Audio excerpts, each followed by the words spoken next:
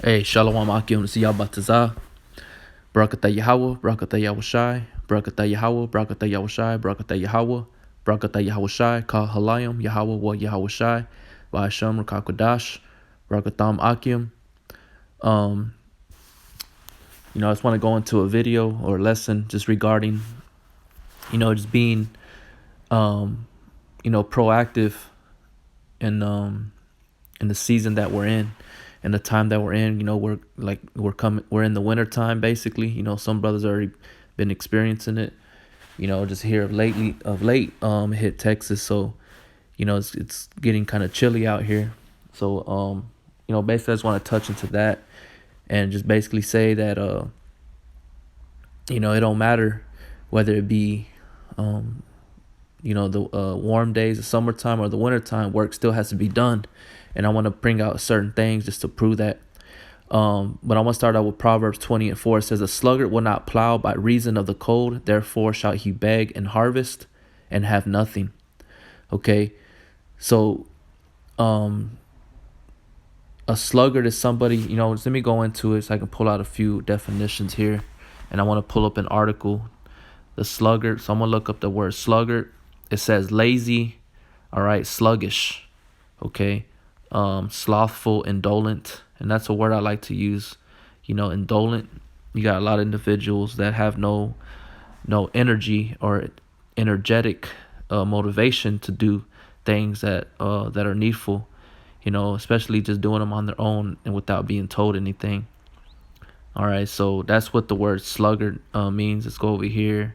It says to be sluggish, slothful, to lean idly. You know what I'm saying? You got your hands against the wall. You got your feet kicked up against the wall. Your back up against the wall and just acting like you ain't got to do nothing. You know what I'm saying? To be indolent or slack. Be slothful. Okay? So, and it says to leave to neglect. And this is a harvest, or not a harvest, but this is a planting season. We're planting seeds. We're distributing the word of Yahweh Bashem Yahushai. And we know that Yahushai said he was going to give us a quickening spirit. And the word quicken means to be made alive. So it's an energetic spirit, meaning that you're going to have this fire burning in you to do the work. You know what I'm saying? And it says, will not plow. The sluggard will not plow. Let's go to that word plow.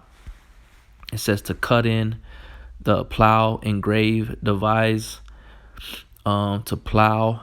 And to plow is to, break something up. Let me look it up here. Look up. Okay. It says a large framing implement with one or more blades fixed in a frame, drawn by a tractor or by animals and used for cutting furrows in the soil and turning it over.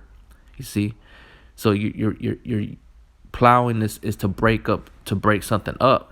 The fields were plowed, till, furrow, harrow, cultivate, work, break up. The streets haven't been plowed yet. Clear of snow or shovel. So I mean, it's a tool, to break things up, to plow. So you're doing something to break something up. But that's what that word plow is. And to plow something, you have to put force behind it. You know what I'm saying? So the sluggard will not plow by reason of the cold. Therefore he shall beg and harvest and have nothing.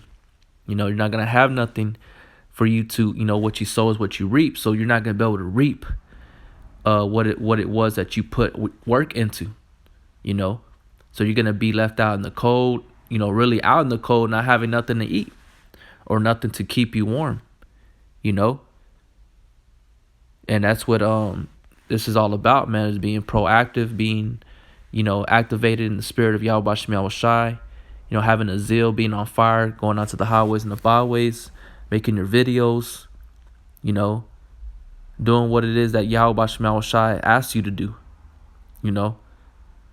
Because the sluggard will not plow by reason of the cold, therefore he shall beg and harvest and have nothing. You're going to have nothing, just like the 10 virgins. You had 5 that are wise and 5 that were foolish, The 5 that were foolish, they didn't want to do what they needed to do to keep their lamps filled with oil, and they tried to go and beg from the other 5 that had their lamps filled with oil. You see, and what happened? They were left out in the cold. The door was shut on them, because when the time came that the husbandman called unto them, the 5 went in, and then the other 5 came late. You know what I'm saying? The door was shut.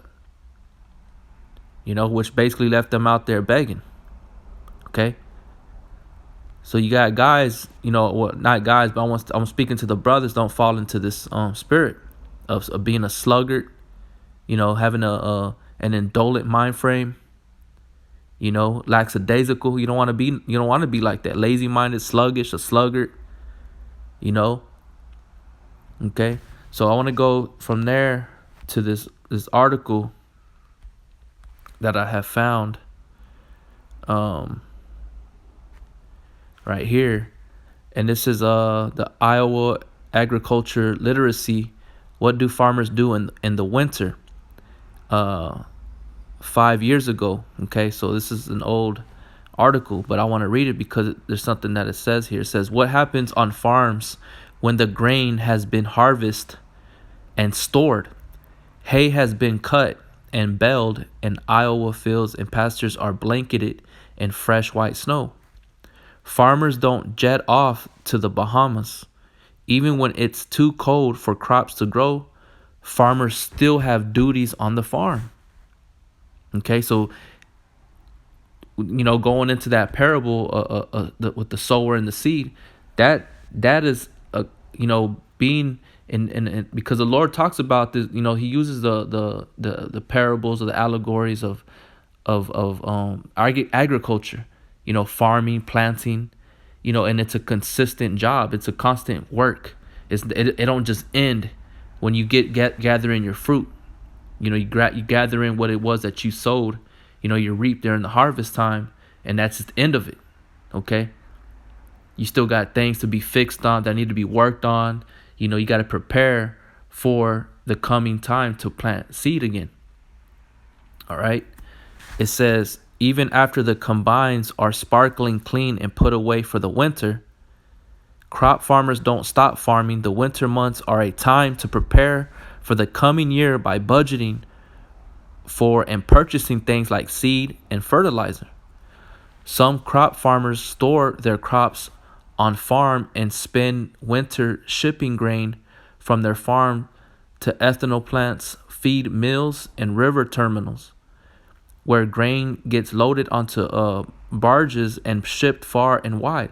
Many farmers work on farm equipment like tractors and planters in preparation for spring tillage and planting.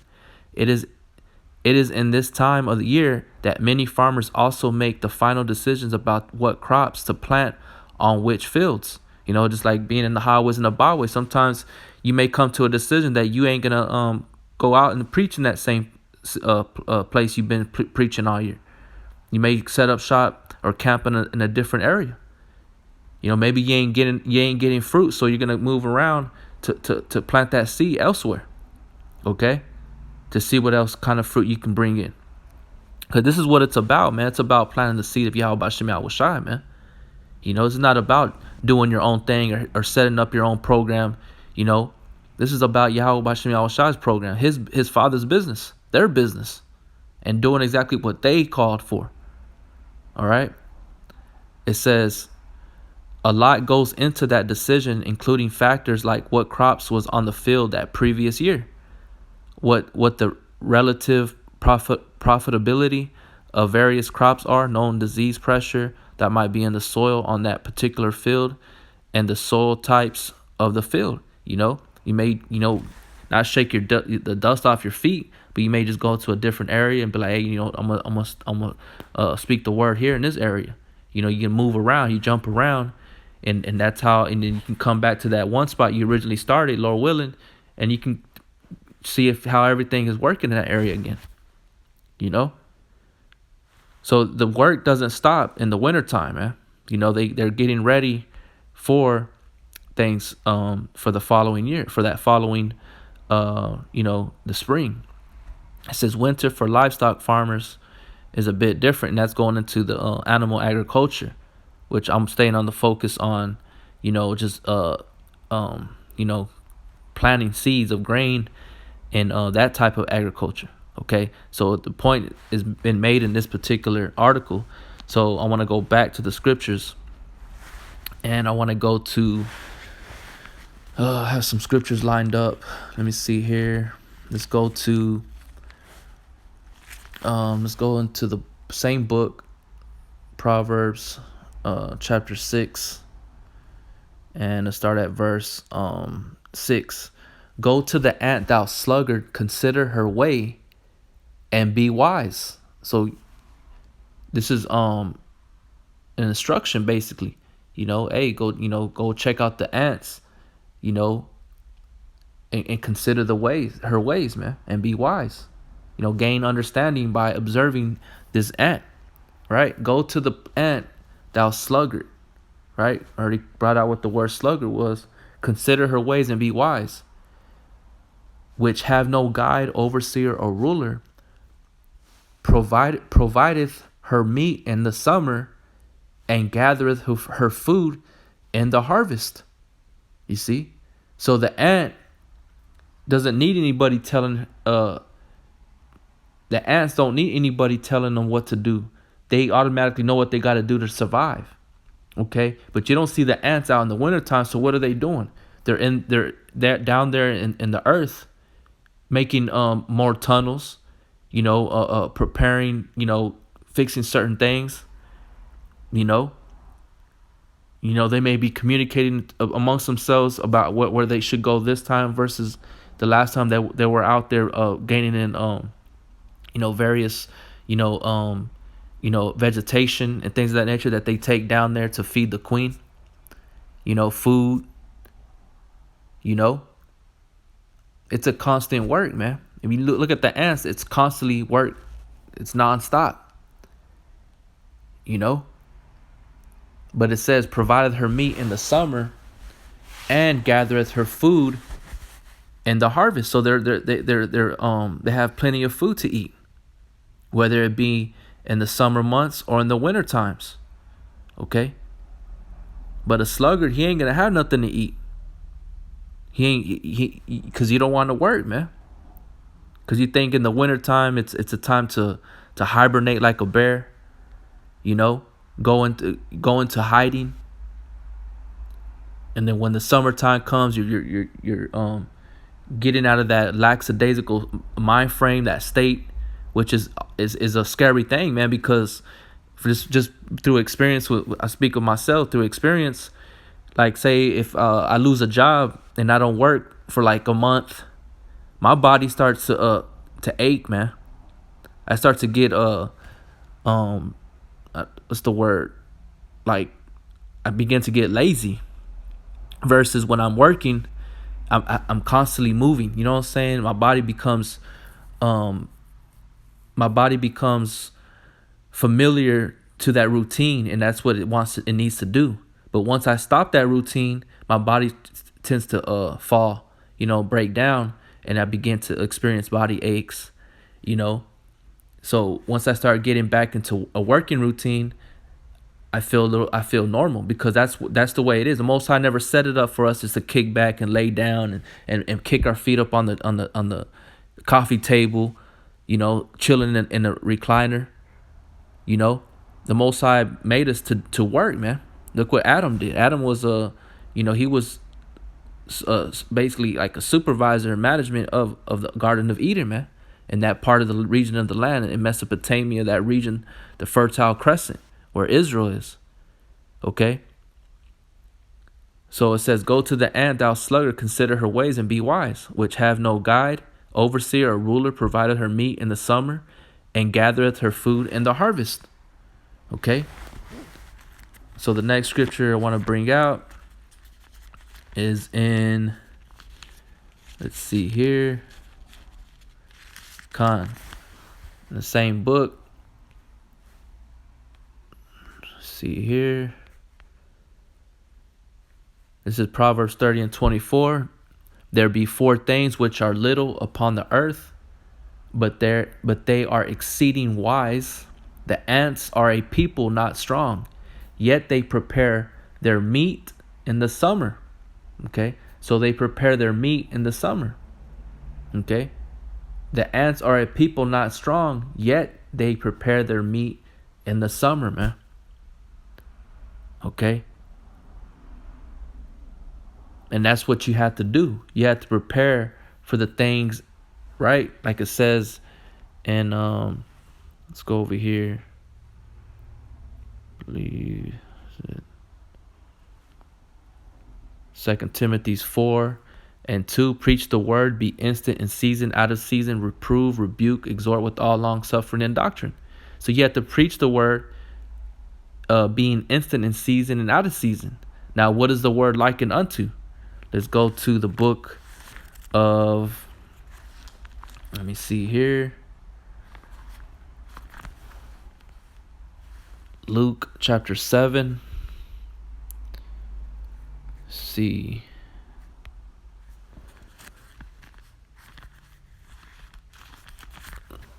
It was Luke 8:11. It says, now the parable is this: the seed is the word of the Most High. So you have to be instant in and out of season, right? Preaching the word, which is a seed, into where? The ground, the minds of the people, right? Those by the wayside are they that hear. Okay, so the people are likened unto that ground. The word is a seed that you plant in their mind, but that comes by way of utterance. Okay, so this is a constant thing being done. The scriptures say, till Shiloh comes, man, till the Most High has established Israel in the earth, in the book of Isaiah chapter 6. So it's a never-ending thing. Night and day is going to be published. It's going to be planted, right? Those by the wayside are they that hear. Then cometh the devil and taketh away the word out of their hearts, lest they should believe and be saved. They on the rock are they which, when they hear, receive the word with joy, and these have no root, which for a while believe, and in time of temptation fall away.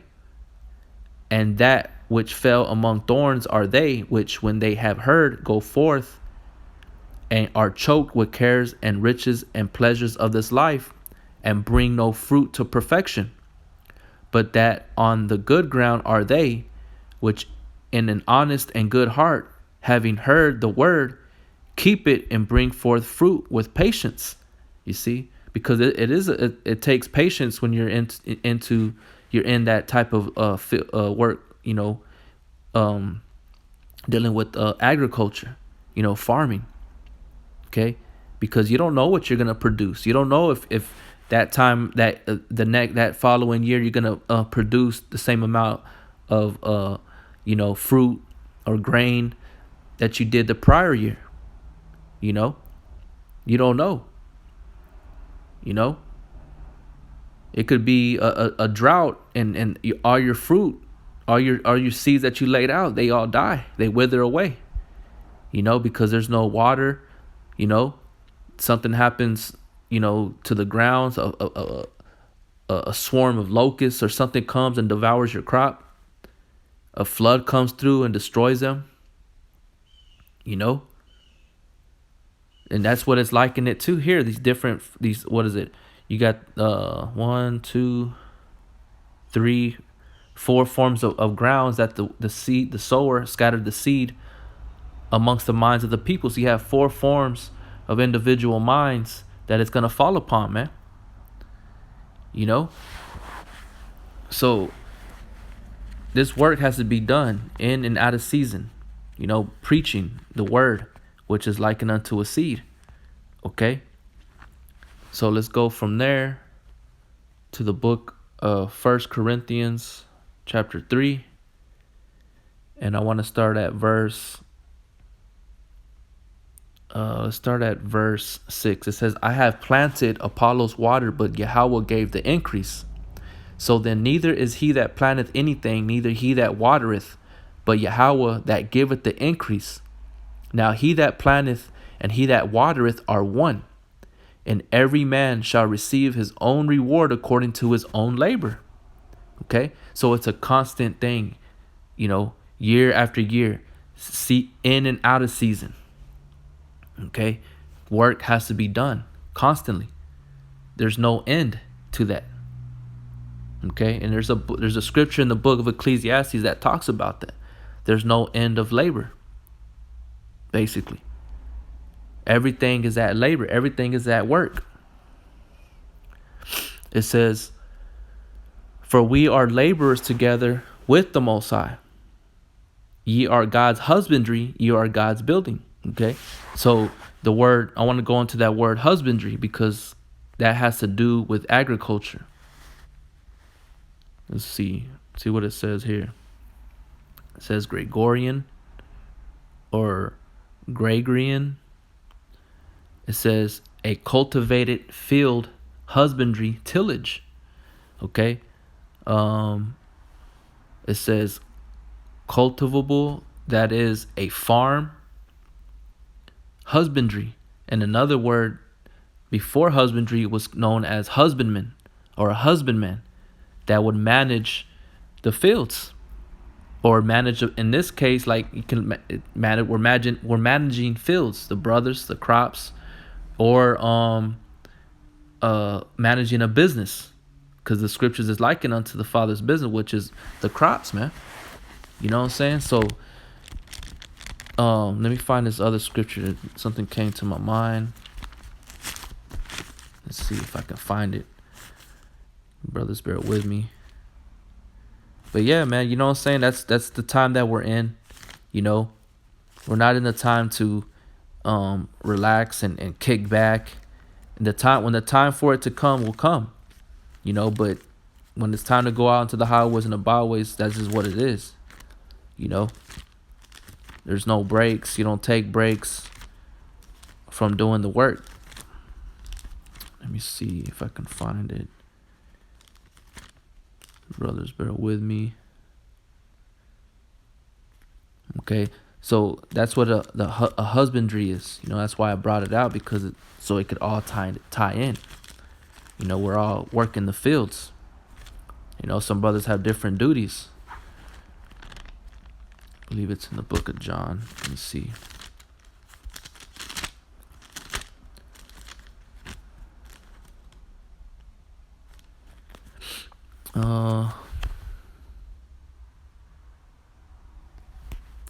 This one's not it, but I'm gonna read it anyways. This is John 4:34. Yahushua saith unto them, My meat is to do the will of him that sent me, and to finish his work. Say not ye, there are yet 4 months, and then cometh harvest. Behold, or Salakia, say not ye, there are yet 4 months, and then cometh harvest. Behold, I say unto you, lift up your eyes and look on the fields, for they are white already to harvest. And he that reapeth receiveth wages, and gathereth fruit unto life eternal, that both he that soweth and he that reapeth may rejoice together. And herein is that saying true, one soweth and another reapeth. I sent you to reap that whereon you bestowed no labor. Other men labored, and ye are entered into their labors. Okay, so there's a lot of work that needs to be done, and Yahushua knew this, and that's what he told them. He said in verse 35, say not ye, there are yet 4 months, and then cometh harvest. Behold, I say unto you, lift up your eyes and look on the fields, for they are white already to harvest. Okay, so there's work that has to be done. There's brothers out there that are they're ready. They're ready to hear this word. They're seeking Yahweh Shema Shai. That word has to be planted in them. They need to be gathered together. The summer fruits, the first fruits. Okay, that's what this thing is: a cultivated field, husbandry, tillage. And there's a process to all that. You got to get you have to till the ground. You have to plow it. Whether it be by reason of the cold or by reason of the heat, it has to be toiled and getting prepared for that time of you planting your seed. Fertilizer has to be laid out. You plant your seed. You're watering it. You're hoping to Yahweh Shem Shai that He provides it with the sun that it needs, the growth. That's why I brought this one out, 1 Corinthians 3, that the Most High is the one that gives the increase. Okay? I'm going to look up this word here, husbandry.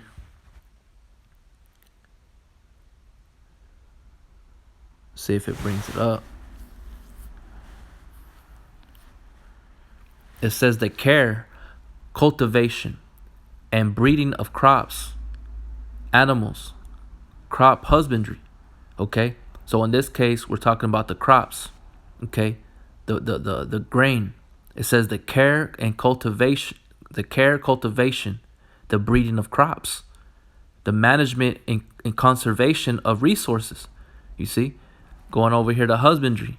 It says farmers have a new method of husbandry: farm management, land management, farming, agriculture, agronomy, cultivation, animal husbandry, ranching.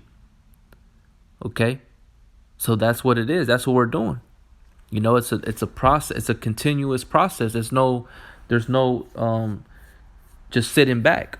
Like I read that article, showing you that what do farmers do when it's wintertime?